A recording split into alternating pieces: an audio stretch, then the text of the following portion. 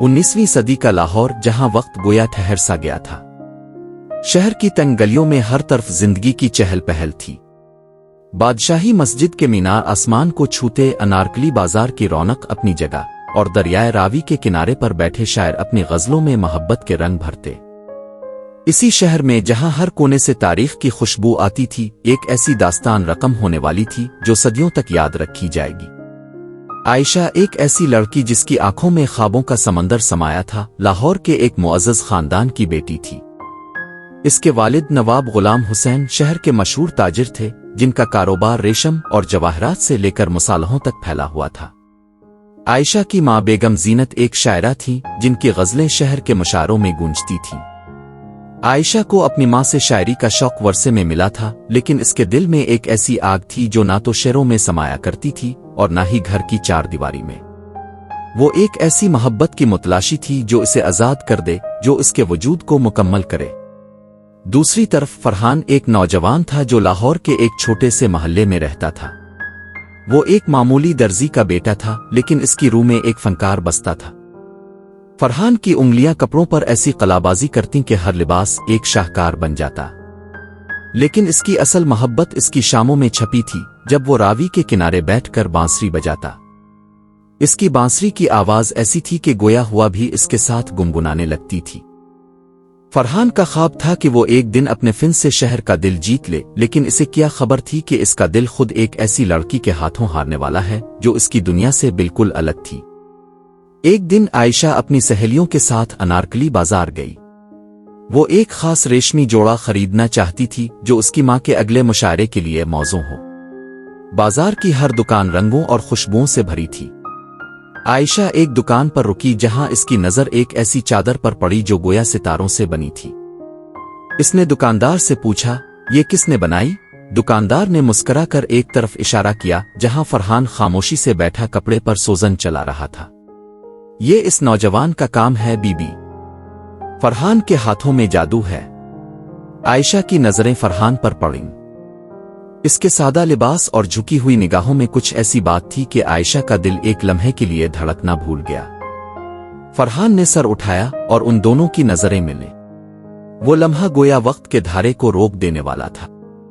आयशा ने फौरन नजरें झुका ले, लेकिन इसके चेहरे पर एक हल्की सी सुर्खी फैल गई। इस मुलाकात के बाद आयशा का दिल बेचैन रहने लगा।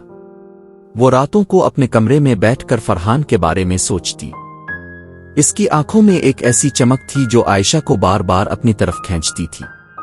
वो जानती थी कि इसका खानदान कभी एक दर्जी के बेटे को कबूल नहीं करेगा, लेकिन दिल तो दिल है, वो कहाँ समाज के बंधन मानता है। उधर फरहान भी आयशा की एक झलक से बेकरार था। इसने इस दिन आयशा के चेहरे पर जो मासूमियत और वो छपी हुई आग देखी थी, वो इसके दिल में उतर गई थी। वो रातों को रावी के किनारे बैठकर बांसुरी बजाता और उसकी धुनों में आयशा का नाम समाया होता। एक दिन आयशा ने बहाना बनाया कि इसे बाजार से कुछ और कपड़े देखने हैं। वो दोबारा इसी दुकान पर पहुंची जहां फरहान काम करता था। इस बार वो अकेली थी। फरहान ने इसे देखते ही अपना काम रोक दिया। बीबी अब फिर तशरीफ लाईं?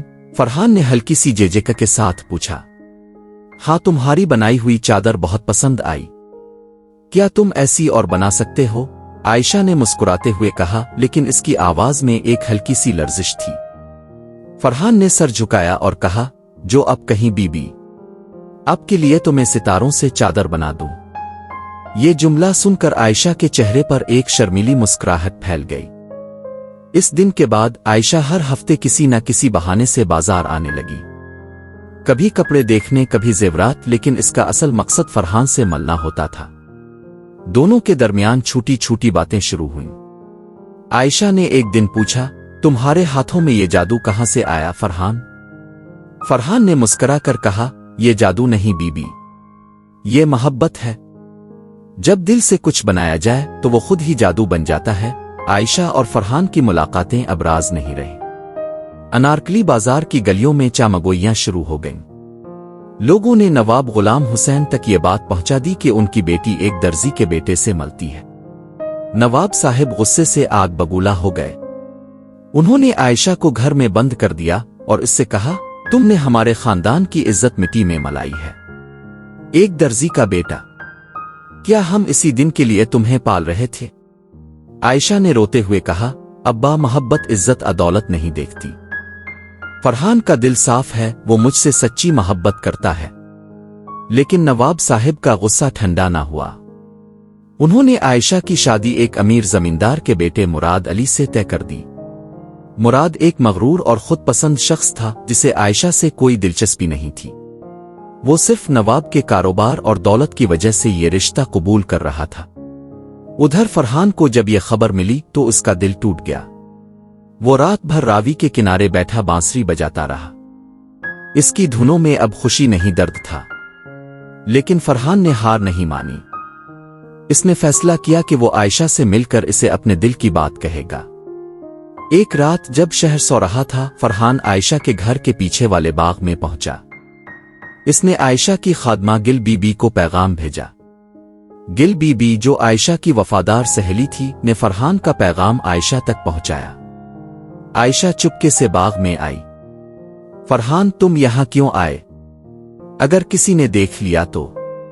عائشہ نے گھبراتے ہوئے کہا۔ عائشہ میں تمہارے بغیر نہیں جی سکتا۔ اگر تم مراد سے شادی کرو گی تو میرا دل مر جائے گا۔ فرحان کی آواز میں درد تھا۔ عائشہ کی آنکھوں میں آنسو آ گئے۔ فرحان میں بھی تم سے محبت کرتی ہوں، لیکن میرا خاندان کبھی ہمیں قبول نہیں کرے گا۔ فرحان نے عائشہ کا ہاتھ پکڑا اور کہا، اگر تم میرے ساتھ ہو تو میں ساری دنیا سے لڑ سکتا ہوں۔ بھاگ چلو میرے ساتھ عائشہ۔ ہم لاہور سے دور کہیں اپنی دنیا بسائیں گے۔ عائشہ کے دل میں ایک طوفان اٹھ رہا تھا۔ وہ جانتی تھی کہ اگر وہ فرحان کے ساتھ بھاگ گئی تو اس کا خاندان اسے کبھی معاف نہیں کرے گا۔ لیکن اس کے دل نے فیصلہ کر لیا تھا۔ عائشہ اور فرحان نے فیصلہ کیا کہ وہ اگلے ہفتے جب شہر میں عید کی تیت کی تیاریاں عروج پر ہوں گی، وہ رات کے اندھیرے میں لاہور چھوڑ دیں گے۔ گل بی بی نے ان کی مدد کرنے کا وعدہ کیا۔ اس نے عائشہ کے لیے کچھ زیورات اور کپڑے تیار کیے جو وہ اپنے ساتھ لے جا سکتی تھی۔